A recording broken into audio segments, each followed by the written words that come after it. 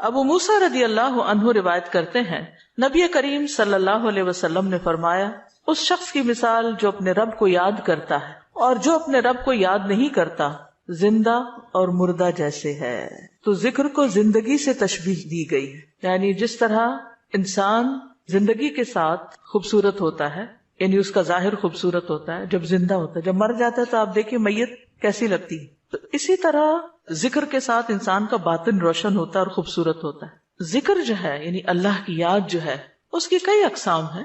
قرآن، نماز، تسبیحات، علم کا سیکھنا سکھانا، یہ اس وقت ہم ذکر کی مجلس میں ہیں. پھر اسی طرح دوسروں کو امر بالمعروف کرنا، نہی عن المنکر کرنا. تو یہ جو ذکر ہے اس کی کسی بھی شکل میں یہ اللہ تعالیٰ کے نزدیک ہر چیز سے بہتر عمل ہے. نبی صلی اللہ علیہ وسلم نے فرمایا کیا میں تمہیں تمہارا بہترین عمل نہ بتاؤں جو تمہارے مالک کے نزدیک اچھا اور پاکیزہ ہے اور تمہارے درجات میں سب سے بلند ہے اور سونا چاندی کے خرچ کرنے سے بہتر ہے اور اللہ کی راہ میں جہاد کرتے ہوئے تمہارے کفار کی گردنیں مارنے اور ان کے تمہاری گردنیں مارنے سے بھی افضل ہے. صحابہ نے عرض کیا کیوں نہیں؟ آپ نے فرمایا اللہ تعالیٰ کا ذکر، چاہے آپ نماز میں کر رہے ہیں، نوافل میں کر رہے ہیں، تلاوت قرآن کے ذریعے کر رہے ہیں، تعلیم قرآن کے ذریعے کر رہے ہیں، تسبیحات کے ذریعے کر رہے ہیں، درود شریف پڑھ رہے ہیں، کسی بھی طرح کھڑے بیٹھے لیٹے چلتے پھرتے، فارمل وے میں، انفارمل وے میں، اونچے یعنی جہرن اور سرن، جس شکل میں بھی آپ اللہ کو یاد کرتے ہیں تو اس کی اتنی زیادہ فضیلت ہے، بہت افضل عمل ہے. اور اس کے برعکس کیا ہوتا ہے؟ اللہ تعالیٰ سے غافل ہو جانا، بھول جانا، اور وہ عموماً کب ہوتا ہے؟ جب ہم دنیا میں خوب محو ہو جاتے ہیں. اسی طرح رسول اللہ صلی اللہ علیہ وسلم نے فرمایا بہترین عمل یہ ہے کہ جب تم دنیا سے رخصت ہو تو تمہاری زبان اللہ کے ذکر سے تر ہو. اور یہ اسی وقت ہو سکتا ہے جب ہمیں ہر حالت میں ذکر کرنے کی عادت ہو. یعنی ذکر جو ہی چھوٹے تو ہمیں کبھی سی محسوس ہونے لگے کہ کچھ رہ گیا ہے، کچھ چھٹ گیا میرے ہاتھ سے، کچھ نکل گیا ہے، کچھ کمی سی ہے، وہ خلا، وہ خالی پن فوراً محسوس کر لیں. ہم ذکر کرنے والے سب سے آگے آگے ہوں گے. رسول اللہ صلی اللہ علیہ وسلم نے فرمایا مفردون سبقت لے گئے. صحابہ نے پوچھا اللہ کے رسول مفردون کون ہے؟ آپ نے فرمایا اللہ کا بہت ذکر کرنے والے مرد اور ذکر کرنے والی عورتیں. ذکر کی حالت میں مسلسل اللہ تعالیٰ کا ساتھ ملتا ہے، اللہ کا قرب نصیب ہوتا ہے. اللہ تعالیٰ فرماتے ہیں میں اپنے بندے کے ساتھ ہوں جب تک وہ مجھے یاد کرتا ہے اور میری یاد میں اپنے دونوں ہونٹ ہلاتا ہے. پھر شیطانی حملوں سے بچاؤ کا مضبوط قلعہ ہے. یحییٰ علیہ السلام نے بنی اسرائیل کو خطاب کیا اور اس میں ایک بات یہ کہی کہ بندہ جب تک اللہ کے ذکر میں مصروف رہتا ہے تو شیطان کے حملوں سے محفوظ ایک مضبوط قلعے میں ہوتا ہے، یعنی دشمن سے بچا ہوا ہوتا ہے. پھر جنت کے باغیچے ہیں ذکر کی مجلسیں، جیسے یہ مجلس ہے. رسول اللہ صلی اللہ علیہ وسلم نے فرمایا جب تم لوگ جنت کے باغوں کے پاس سے گزرو تو کچھ کھا پی لیا کرو. صحابہ نے پوچھا جنت کے باغوں سے کیا مراد ہے؟ آپ نے فرمایا مجالس ذکر کی مجلسیں. قیامت کے دن سب سے زیادہ قابل رشک لوگ کون ہوں گے؟ جن کے چہروں کی سفیدی دیکھنے والوں کو ڈھانپ لے گی. وہ انبیاء و شہداء نہیں ہوں گے لیکن ان کے اللہ کے قریب ہونے کی وجہ سے انبیاء و شہداء ان پہ رشک کریں گے. عرض کیا کہ اللہ کے رسول یہ کون لوگ ہوں گے جن پہ انبیاء و شہداء رشک کریں گے؟ فرمایا یہ مختلف قبیلوں کا مجموعہ ہے، مختلف قبیلوں مختلف بیک گراؤنڈ سے آئے ہوئے لوگ ہیں جو اللہ کے ذکر پہ جمع ہوتے ہیں اور عمدہ کلام کو اس طرح چن چن کر لیتے ہیں جیسے کھجور کھانے والا عمدہ کھجوریں چن چن کے لیتا ہے. تو مجھے اس حدیث کو پڑھتے ہوئے آپ لوگوں کا خیال آتا ہے کہ علم کی مجلس میں سے جو اہم نکتے ہیں وہ آپ اپنے پاس محفوظ کرتے جاتے ہیں. کچھ باتیں دل میں یاد ہیں اور کچھ قلم سے یعنی نوٹ بک میں نوٹ کرتے جا رہے ہیں. تو ایسی مجلسیں جو ہیں وہ انسان کے لیے ایک بہت بڑی نعمت ہے. پھر ذکر نہ کرنا باعث حسرت ہے. یاد رکھیے جب میں ذکر کا لفظ بولتی ہوں نا تو ذکر کی ساری اقسام ذہن میں لایا کریں، کیونکہ ہمارے ہاں ذکر صرف اللہ کرنے کا نام بن گیا ہے. ذکر کی مجلس کیا ہے؟ جس میں سارے لوگ بیٹھ کے اندھیرا کر دیں اور پھر وہ اس انداز میں ذکر کریں کہ سارے ایک نعرے کی شکل میں اور مل کے کوئی آوازیں بلند کریں. صحابہ سے ایسے کوئی طریقے منقول نہیں ہیں. وہاں صحابہ کرام نبی صلی اللہ علیہ وسلم کی مجالس میں جو بیٹھ کے علم حاصل کرتے تھے اس کو بھی ذکر کی مجلس سمجھتے تھے اور ویسے بھی اکٹھے بیٹھ کر اللہ کو یاد کرتے تھے. جیسے مسجد نبی میں ایک دفعہ آپ تشریف لے گئے، 2 جماعتیں تھی، کچھ علم سکھا رہے تھے اور کچھ بیٹھ کے ویسے ہی تسبیحات پڑھ رہے تھے اپنی. تو آپ علم والوں کے پاس گئے تو یہ بھی ذکر کی مجلس ہوتی ہے، یعنی علم کا سیکھنا سکھانا، اور بیٹھ کے تسبیح پڑھتے رہنا، ذکر کرتے رہنا، جیسے آپ حرم میں بیٹھ کے کرتے ہیں، کسی مسجد میں بیٹھے ہوتے ہیں، اس کے لیے ضروری نہیں ہوتا کہ کوئی تسبیحات کرنے کے لیے باقاعدہ لوگوں کو دعوت دے کر کوئی ایسے حلقے اکٹھے کیے جائیں۔ ذکر نہ کرنا باعث حسرت ہے۔ نبی صلی اللہ علیہ وسلم نے فرمایا جو لوگ کسی جگہ پر مجلس کریں لیکن اس میں اللہ کا ذکر نہ کریں اور نبی صلی اللہ علیہ وسلم پر درود نہ بھیجیں تو وہ ان کے لیے قیامت کے دن باعث حسرت ہوگی۔ اگرچہ وہ اجر و ثواب کی بنیاد پر جنت میں داخل ہو جائیں گے لیکن انہیں حسرت ہوگی کہ ہم نے یہ وقت کیوں گنوا دیا۔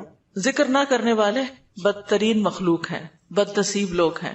عمرو بن ابسہ سے روایت ہے، رسول اللہ صلی اللہ علیہ وسلم نے فرمایا جب بھی سورج چڑھتا ہے اللہ عز و جل کی ہر ایک مخلوق اللہ عز و جل کی تسبیح اور حمد و ثنا بیان کرتی، یعنی صبح ہوتے ہی ساری مخلوق ذکر میں لگ جاتی، لیکن شیطان اور اولاد آدم میں سے آتا قسم کے لوگ ذکر نہیں کرتے۔ تو میں نے بنی آدم میں آتا قسم کے لوگوں کے بارے میں سوال کیا، آپ نے فرمایا بدترین مخلوق، یا فرمایا اللہ کی مخلوق میں سے بدترین لوگ، یعنی آسمان و زمین، سورج چاند ستارے، درخت شجر حجر، ہر چیز ذکر میں مشغول ہے سوائے ان لوگوں کے جو سو کے وقت گزار رہے ہیں یا غفلت میں پڑے ہوئے ہیں۔ حدیث نمبر 42، دو محبوب کلمات۔ عن ابی ہریرہ رضی اللہ عنہ قال قال النبی صلی اللہ علیہ وسلم کلمتان حبیبتان الی الرحمن خفیفتان علی اللسان ثقیلتان فی المیزان سبحان اللہ وبحمدہ سبحان اللہ العظیم۔ کتاب التوحید۔ ابو ہریرہ رضی اللہ عنہ روایت کرتے ہیں نبی کریم صلی اللہ علیہ وسلم نے فرمایا دو کلمے رحمان کو بہت محبوب ہیں، زبان پر بہت ہلکے ہیں لیکن قیامت کے دن ترازو میں بہت بھاری ہوں گے۔ سبحان اللہ و بحمدہ سبحان اللہ العظیم۔ اللہ اپنی حمد کے ساتھ پاک ہے، اللہ پاک ہے جو بہت عظمت والا ہے۔ تو جیسے ہم جانتے ہیں کہ نفلی عبادت میں افضل عمل اللہ کا ذکر ہے، تو یہاں پر اس ذکر کی خاص شکل بتائی گئی کہ اللہ تعالیٰ کی حمد و ثنا اور پاکی بیان کرنا۔ سبحانہ کا مطلب کیا ہوتا ہے کہ وہ پاک ہے۔ تو جس کلام میں، جس ذکر میں اللہ تعالیٰ کی پاکی بیان کی جائے، تسبیح بیان کی جائے اور حمد و ثنا بیان کی جائے، وہ اللہ تعالیٰ کا چنا ہوا کلام ہے۔ رسول اللہ صلی اللہ علیہ وسلم سے سوال کیا گیا کون سا کلام افضل ہے؟ آپ نے فرمایا جو اللہ نے اپنے فرشتوں اور بندوں کے لیے چنا۔ کیا فرمایا؟ جو اللہ نے اپنے فرشتوں اور اپنے بندوں کے لیے چنا۔ سبحان اللہ و بحمدہ، ٹھیک ہے، سبحان اللہ و بحمدہ۔ یہ تمام مخلوق کی نماز ہے، تمام مخلوق کی نماز ہے۔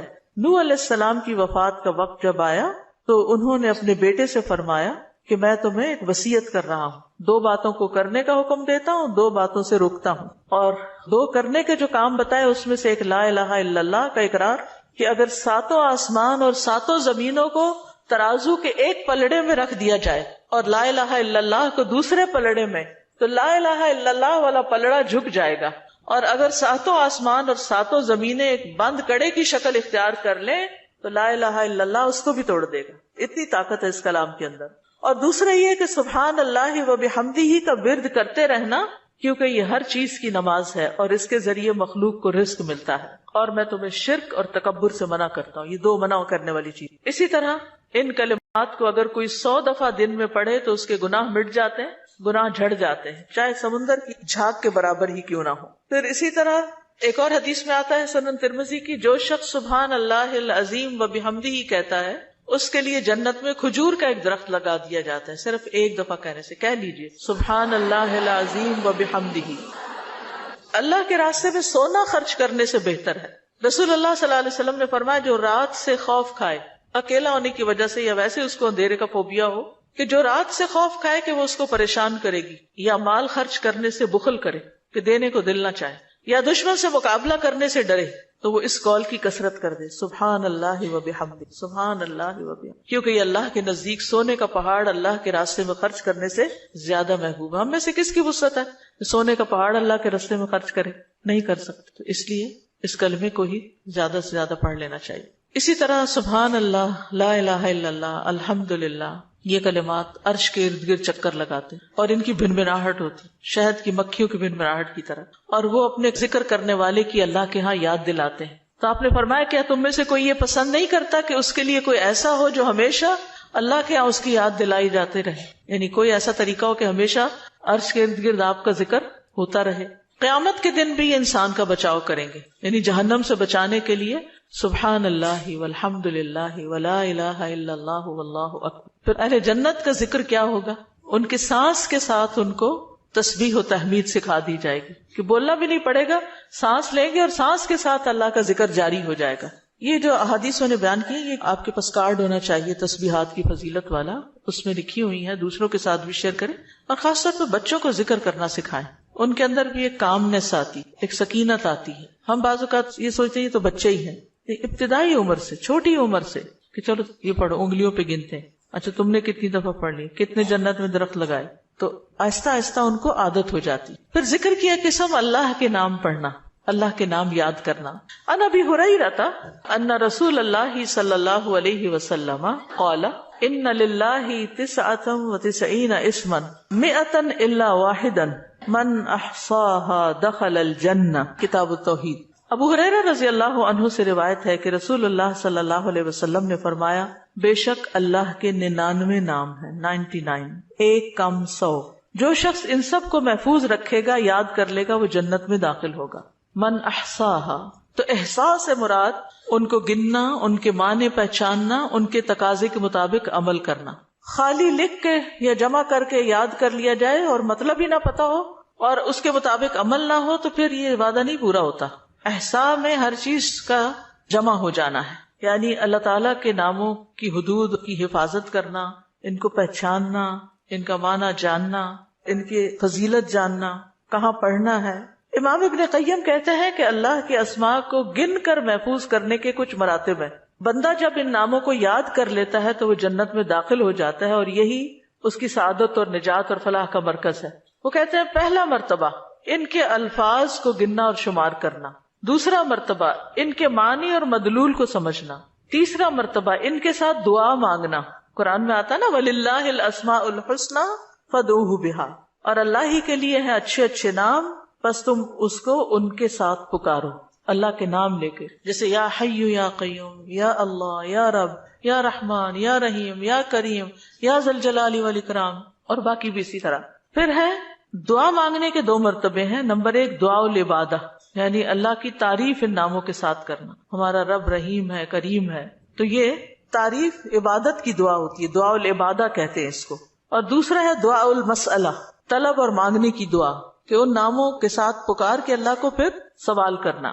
اور اسماء حسنہ کے ساتھ یہ نہیں کہ اپنی طرف سے اللہ تعالیٰ کا کوئی نام بنا کے اور پھر اس سے دعا کرنا، یا موجود، یا ذات، یا شیء، اس طرح کی باتیں نہیں، بلکہ اللہ کے جو پراپر نام قرآن و سنت سے ثابت ہیں ان کے ساتھ دعا مانگنا.